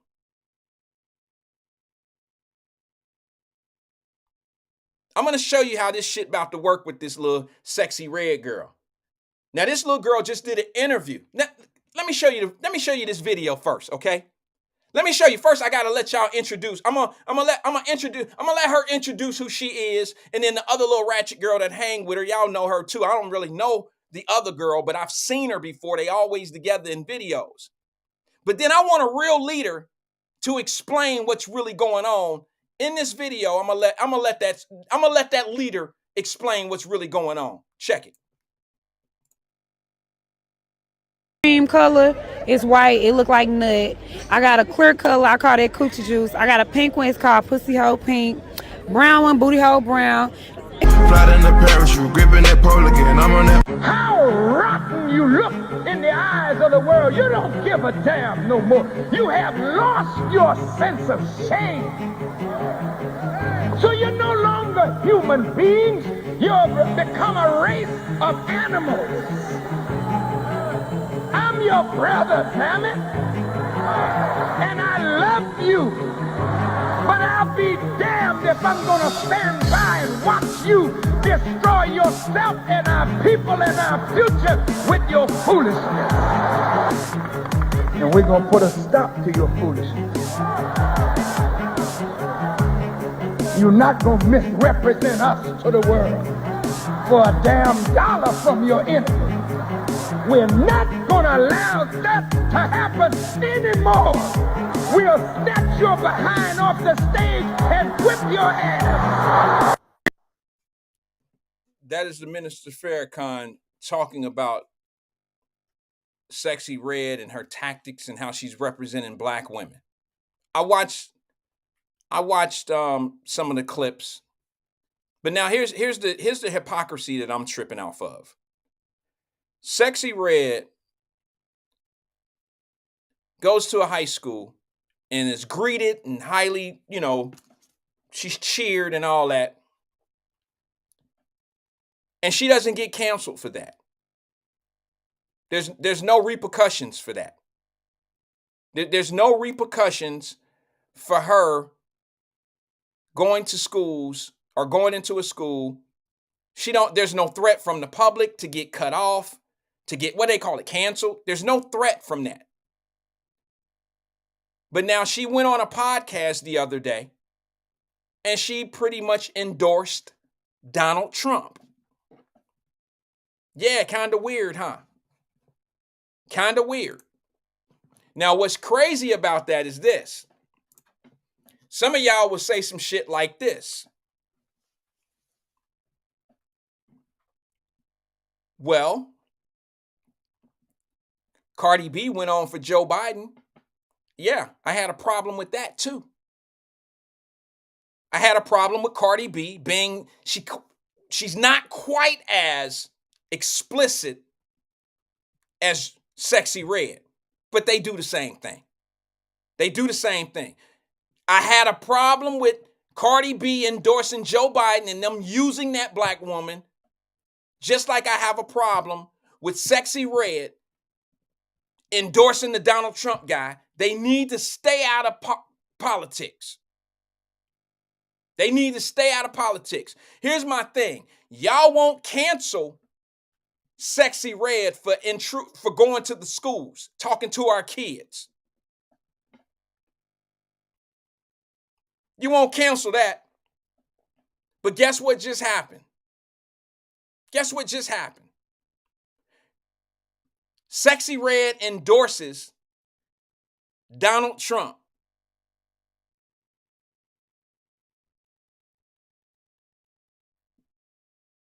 And when she endorses Donald Trump, the community lose their mind. Some. And now y'all trying to cancel that. Now, not y'all. They're trying to cancel her for her take on Donald Trump versus the shit she was doing to our young ladies in the community at those schools. Explain to me how you don't get canceled for putting poison in kids' mind and being taken into a high school, cheered on, but yet you get canceled for endorsing a politician, but not putting the poison into the kids in the school. I'm a little confused. Anybody else? Does it make sense that you get canceled? And how I know she's getting canceled for the Donald Trump endorsement is because a day later, a sex tape comes out on her. I can't show it. I seen it. Oh my God. I know y'all probably about to jump off the show right now to go see it. Good luck. Good luck. You've already taken it off Twitter and all that, or X, whatever it's called now. I think Twitter's called X, yes. It's gone.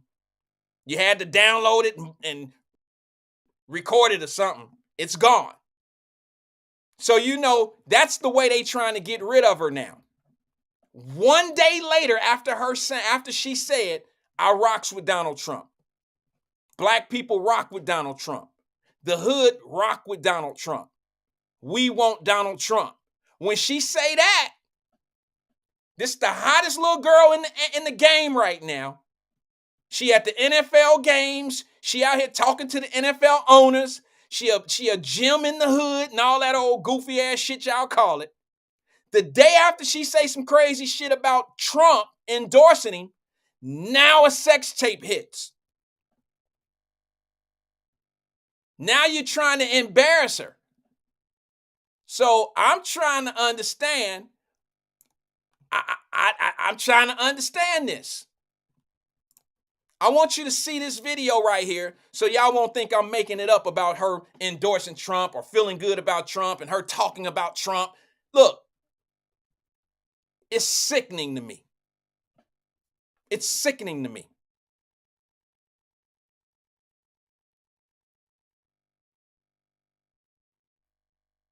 Now, Davis Denise.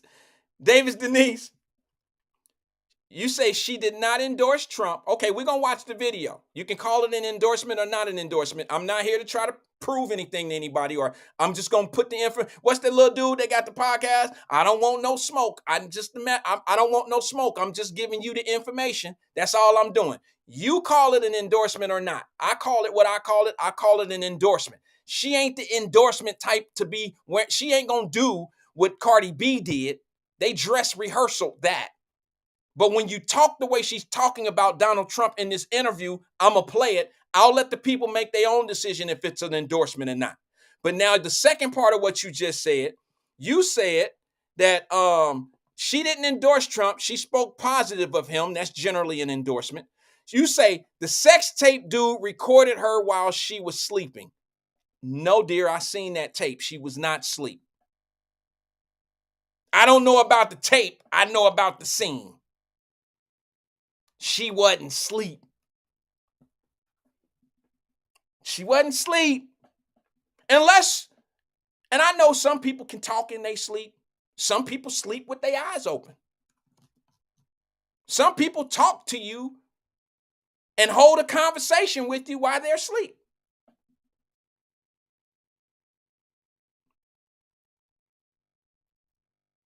She was up. She was telling him what to do. She was up. Unless she was dreaming and she thought all of it was, she might have been asleep, sis, and thought all of it was a dream. And he was doing what she thought she was telling somebody in the dream to do. That's a possibility. All that's possible. But now let me let you hear the positive. Davis Denise said she was just talking positive of him. Generally, what happens is when you talk positive of somebody, that's kind of an endorsement. She don't have to say, go vote for Trump. But I want I'll let the people decide on what it is. I'm running short on time, so check it out. How you having fun? Yeah. Yeah. But yeah, I think a lot of, I've been there. Yeah. I enjoyed it.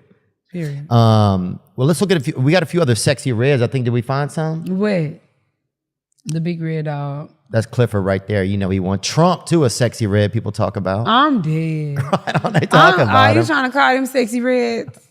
I'm just saying. Hey, do you think more people are going to support Trump now in the hood like or Trump. no? Yeah, they support him in the hood. Cause at first I don't think people was fucking with him, like they thought he was racist, saying little shit and against women. But once he started getting black people out of jail and giving people their free money, oh baby, we love Trump. We need him back in office. Yeah, that a little bit of free money goes a long way. We need him back. Cause baby, them checks. Oh yes, them stimulus checks, Trump, we miss you. That's like Whoa Vicky. She's always talking about Trump. You see her ever? I like Trump. No, I ain't never seen Whoa Vicky. She's funny. I love Trump though. He funny to me. Like I used to watch his not interviews, like him talking to people. Yeah. He just bold. Wow. He funny. Like we need people like him. Well, I got to meet him one time at a UFC fight. Have you ever been? No, I want to. I would go to a fight. Would you? If I invited you to go sometime? Hell yeah. Yeah. I like to see some fights now. Yeah, look, I would sit there, I'll stand by. If shit gets weird, I'll stand right behind you. Oh my God. You know?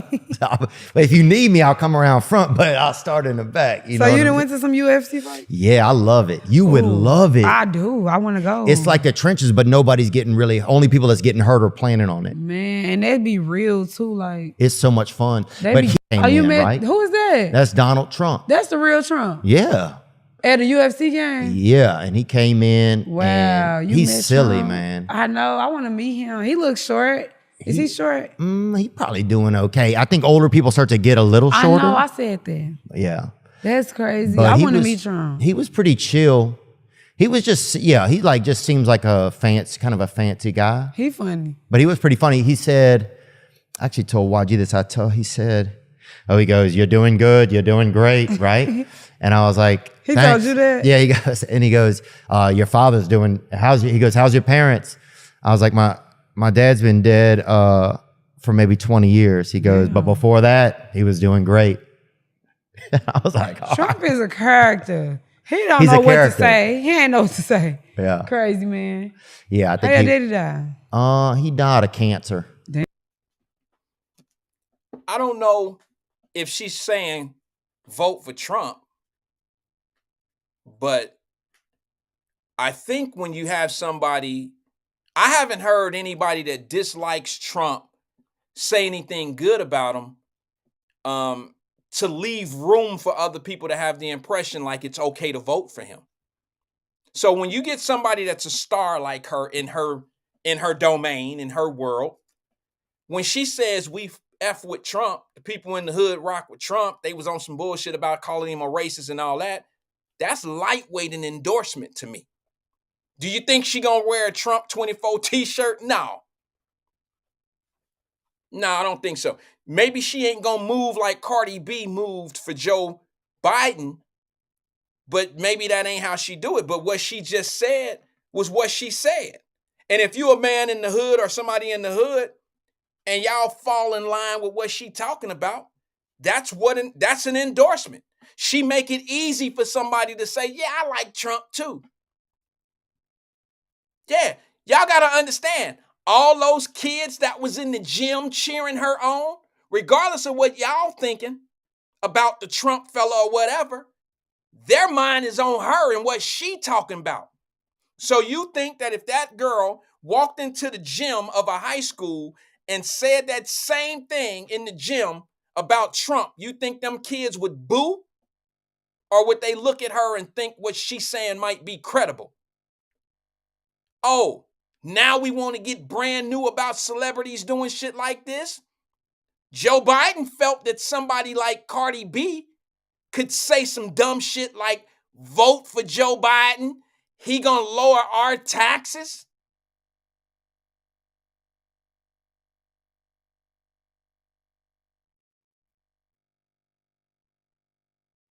Did anybody take Cardi B serious? Real minds didn't. But Cardi B wasn't talking to the political minds.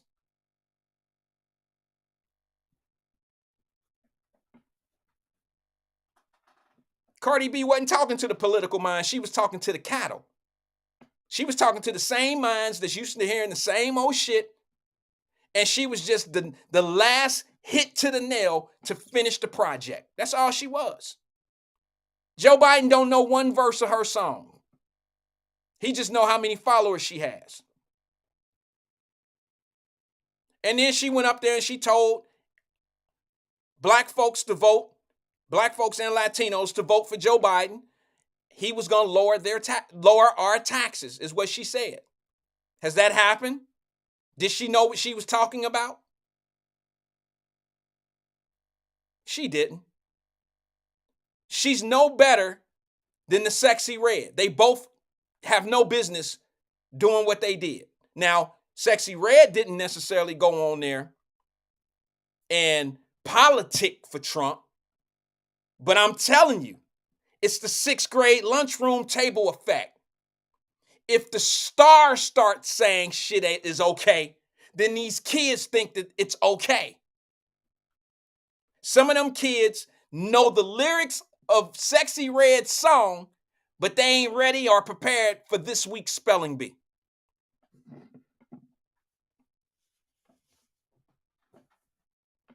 I'm not here to convince you. I'm not here to convince you. I'm here to give you the information and give my opinion.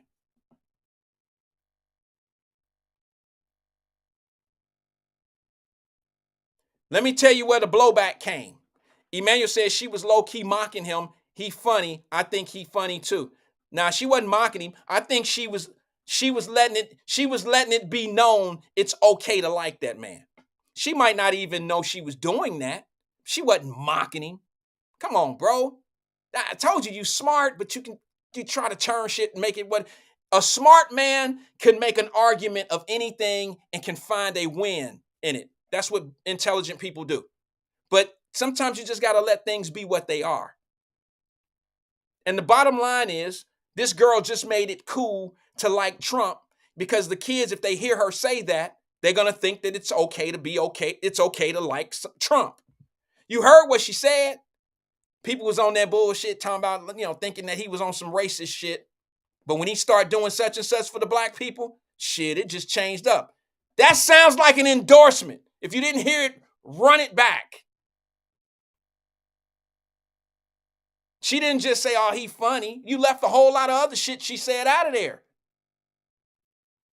She didn't just say, oh, yeah, he goofy, he funny, man. He don't know, he be playing. That's how she ended it. But what did she say in between there?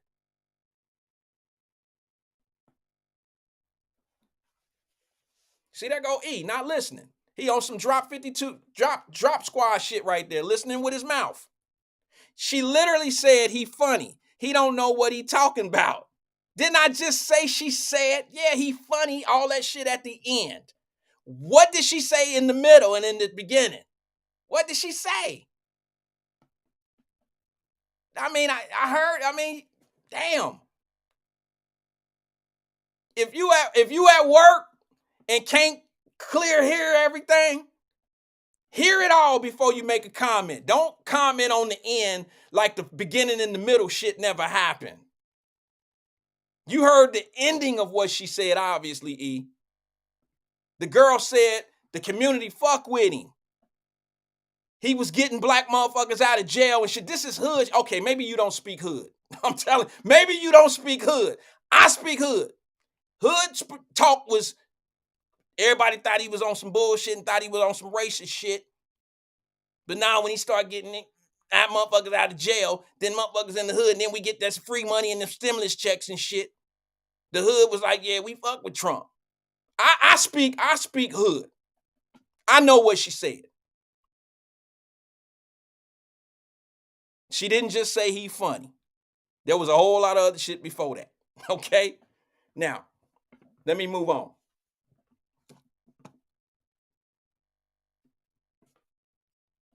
I just find it to be disgusting that she's even talking politics. I think it's disgusting that they'll put a sex tape out on her right after she makes this comment. She was cool in the game. She was cool in the game. The sex tape was released, or this little scene and all that old shit was released. I guarantee you they had that on her. Somebody had that on her. And they said, oh, as soon as she get out of pocket, y'all know they do this to artists. See, back in the day, they used to put them on dog. Back in the day, they used to put you on drugs. They used to do shit and put you in situations, and they would have something on you so you would stay in pocket.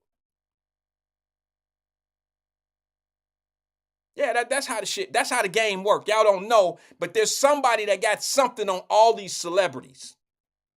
They buy them off, they do some shit, and some people hold shit hostage. And then if you don't do this, then we gonna do this to you.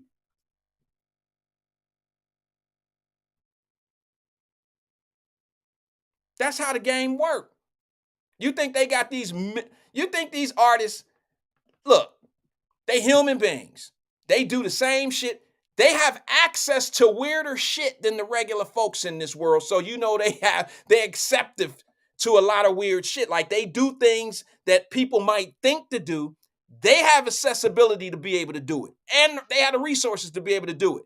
And when they do weird shit, there's always somebody around waiting to pick up the leverage on them, waiting to be able to expose some shit on them, and they blackmail them. That's how it worked. That's the game. And believe it or not, it's usually always somebody real close to them. It ain't no fan. It ain't that. Maybe it was a fan that snuck up. Remember speaking of KC and JoJo earlier today, remember KC had all that, when the Jodeci boys had that shit going on, he was getting with them girls in them cities, and they was talking about he had babies and this and that, and we wasn't going to expose it, but he didn't do what we had. Bro, that shit, that happens to a lot of them guys.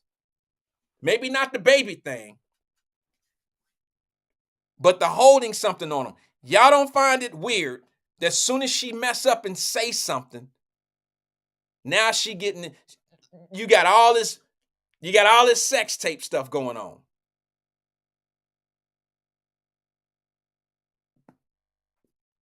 You either try, and here go the crazy thing. This is the okay, I gotta go there with it. This is the shittiest thing about this. The shittiest thing about it is that tape will probably get her on Kim Kardashian level now. It's nasty. Okay, it ain't nothing pretty about it. I'm sorry, fellas. I know we grown ass man. You know I'm a heterosexual man. I like it, but I don't like that. Because number one, she ain't sexy with her clothes on. This is my opinion. She ain't sexy red, blue, white, pink, gray, blue, brown, whatever color. She ain't sexy nothing with her clothes on. And believe it or not, she ain't sexy with them off either. There's nothing sexy about that little girl to me. Unfortunately, I probably, as crazy as this might sound and nasty, I don't know how old she is, but I got daughters. So I'm only thinking like, man, she can't be that far off from my daughter's age. What is she? My daughter's 22. Okay, so what is that little girl's age? 25? She's a baby. But she showing the hell ain't like some of these other babies walking around here. Some of these babies got their mama. They got their mama features and curves. So I don't understand the big hit of this young girl in the first place. But I understand game. I understand what's happening now, and I know what mistake she just made. She ain't make the mistake in the hood. The hood, look, here go the shitty thing about what's going on. It's the Trump reversal, the manipulation of the Trump reversal move, the game. Y'all see how Trump got indicted?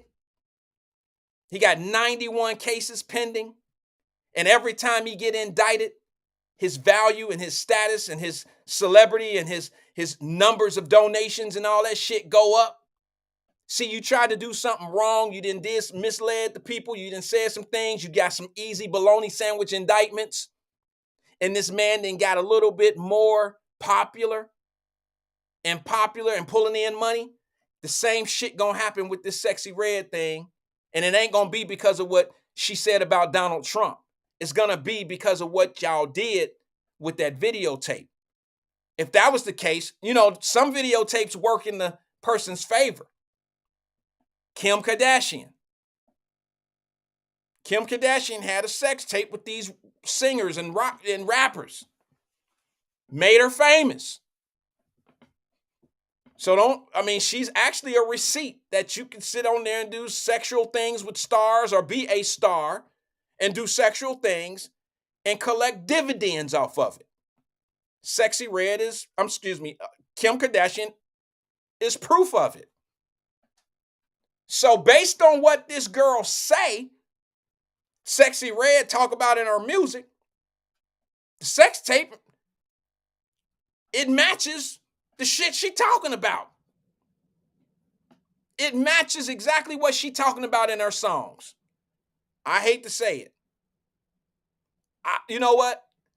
This fellas, I'm so mad I watched that. It's scrolling through my mind right now. I wouldn't even be a real man if I didn't say that to you. But it ain't nothing pretty. It ain't nothing pretty. I promise you. Don't go do it. It's gonna scar you. It's gonna scar you. Unless you into that type of shit. I'm not. There's nothing sexy, red, blue, none of that. There's nothing sexy about it. Let's be grown for a minute. It's trifling to me.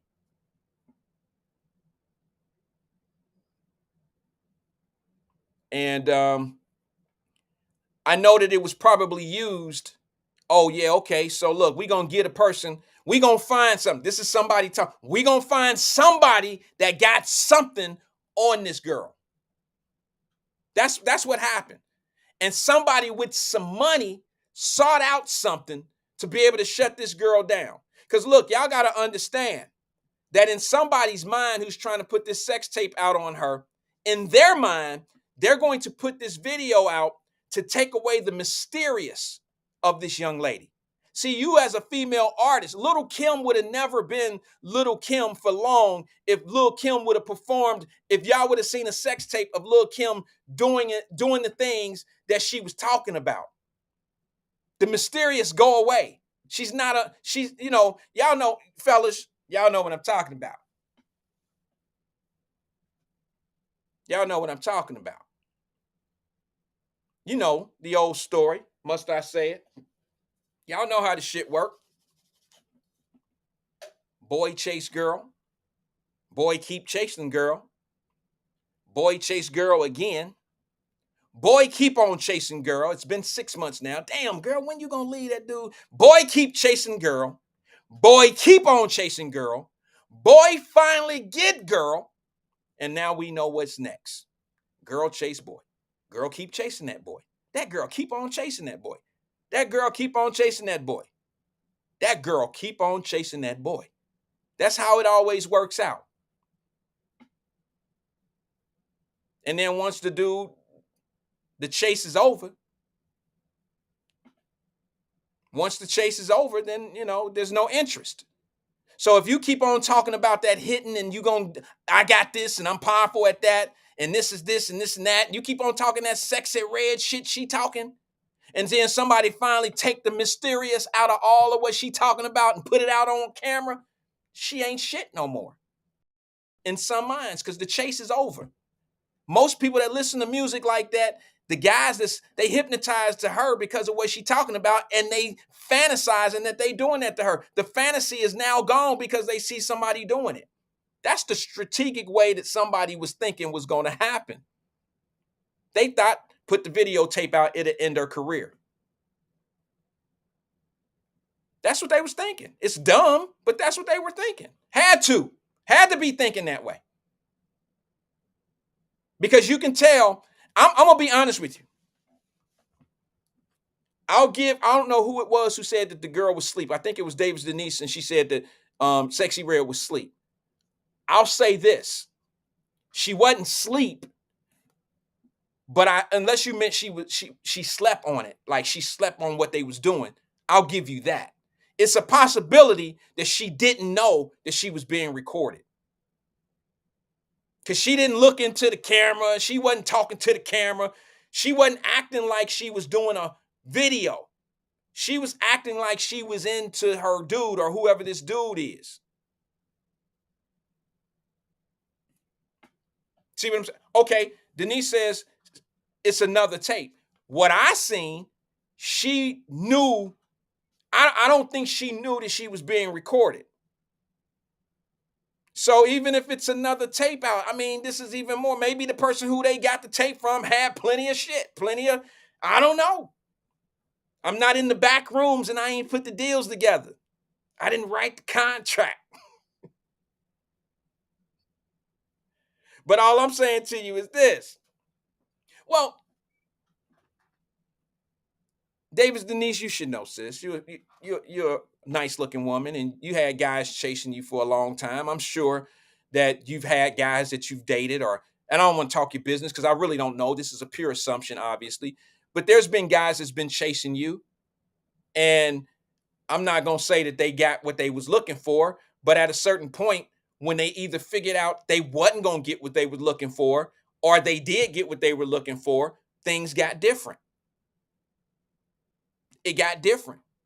I think every woman on here can say that happened to them before. I know one thing for sure. Every woman might not be able to say that, but it ain't a damn dude on the platform right now that can't say, yeah, I was just chasing the ass. I was just chasing the ass. I didn't want her. And I hit and shit.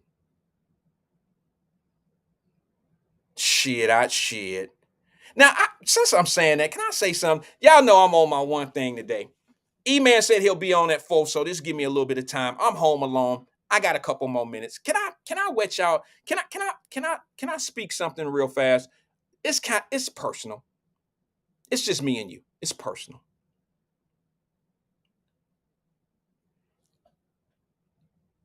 In the line of what I was just talking about when I said, I know that the guys on here didn't hit something. That's so bad for this. Wyatt Live, where are you going? I mean, we've changed up so much. There ain't a guy on this platform that can't say that they was just chasing her for the ass and he didn't really want. He probably don't even remember one conversation they ever had.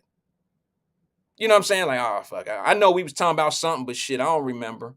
Because every time I talk, I know what I was talking about. I know what I was saying. And then when she would say something, I would zone out. We all know that. That's kind of what I ain't trying to break the bro code, but we know what it is. Now,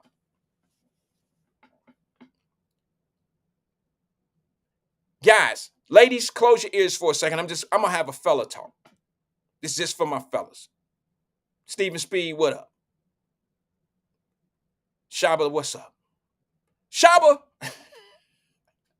Emmanuel, what's up? Sean Nutter, tell your wife to leave the room. This is the guy talk. AP, tune in. Morgan Freeman, stay with us. Brenda Harris, close your ears. This ain't for you. LaDonna Howard, back up off this conversation. Talking to my fellas. Fellas, you ever been in a situation where you seen one? You seen one. And for some odd dumbass reason, she looked good to you today. She just looked good today. I don't know what, like, damn, I ain't never known. Damn.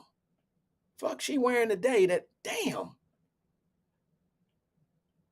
And you decide not to chase. You decide not to even say shit. You just, in your mind, you just be like, she get it.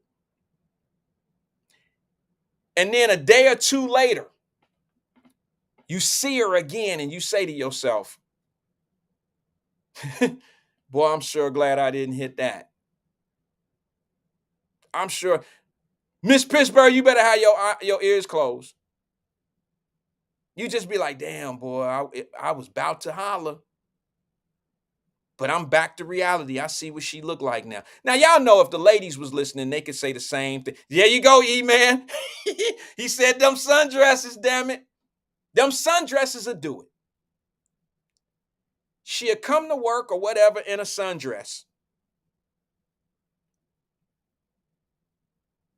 And you will say, yes, sir.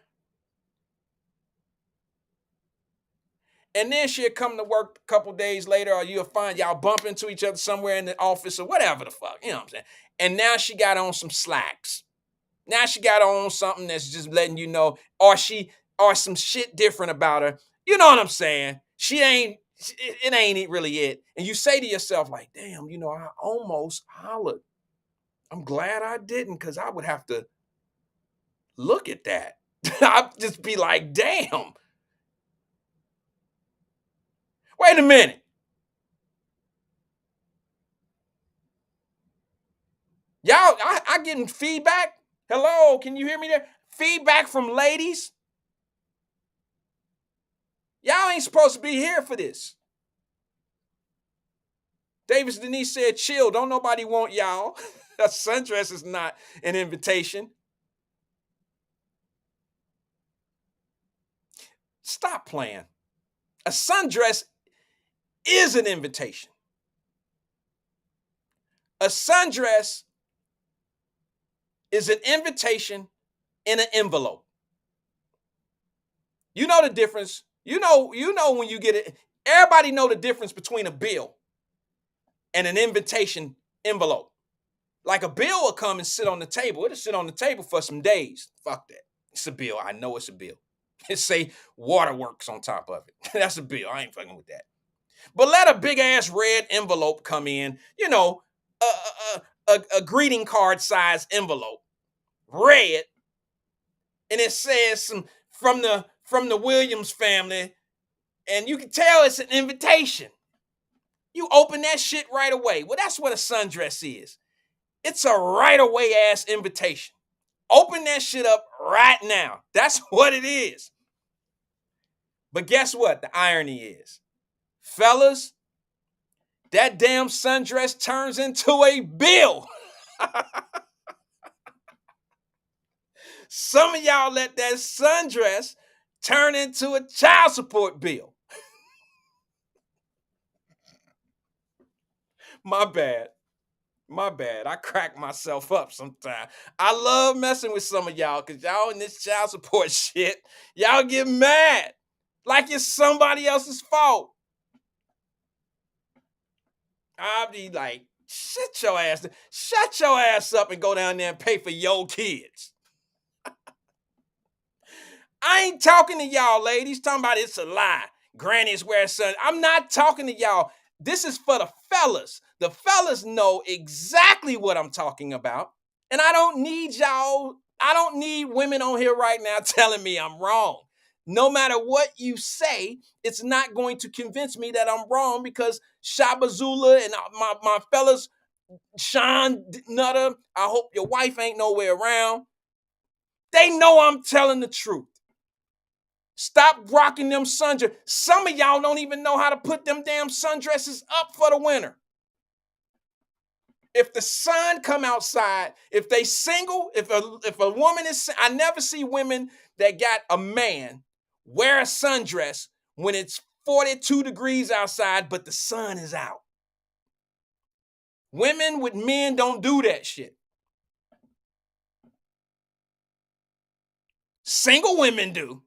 Some of y'all don't know how to put those sundresses up. The sun is out, yeah, but it's 40 degrees. Put some socks on with them flip-flops. Y'all don't know how to put them sundresses up, man. Now, fellas, I know I'm messing the game up. I know I'm messing the game up because fellas will let you wear the shit outside in 32-degree weather and it's about to fucking snow. Put that shit on. Put the red one on, baby. I like the red one. Let's go to the store. Not you, not the woman. Let me just say this. How I know that is this. Y'all can dog me or whatever. Walmart need a dress code. They need a wintertime dress code and a summertime dress code. And the first line of business on their dress code should be, you can't wear summer clothes in the wintertime in our store. That's how I know sundresses are worn in cold weather. You can catch them joints at the Walmart. Yeah, you can catch sundresses all year round in Walmart. And Walmart probably sells sundresses all year round. I'm sorry, I shouldn't even. I'm talking about something. Y'all know this is my therapy. This is my therapy. And listen, I'm such an uptight guy every day at work. I work hard every day. And me working hard every day does not allow me to be, approachable. It doesn't allow me to be, it don't really allow me to be human sometimes. I have to stay on Hefe mode, boss mode, or I don't get a time. This is my only time to chill. So with that being said, I want to thank everybody that allows me to chill and have a good time sometime. I just be talking stuff sometime, but I'm 90% all about what I say. The other 10%, I just try to have a little fun. And if you know me as a grown-ass man, if you know me as a regular person, you know me as somebody out here, I'm about my business, I like to do what I do. And you do know me to be very appreciative of you guys being here and spending your time with me and giving me your ear and tuning in to Wyatt Live and being with me for 3 years now. I really appreciate it. That being said, ladies, because I know y'all asses was listening. When I told you to shut your ears, you was listening. Put them damn freakum dresses up. It's too cold outside. Them shits should be wrapped up right now. We gonna know who got a man and who don't. Your freakum dresses should be put up. Your sundresses should be put up. All that shit should be gone now. I'll see you guys tomorrow at 1 o'clock.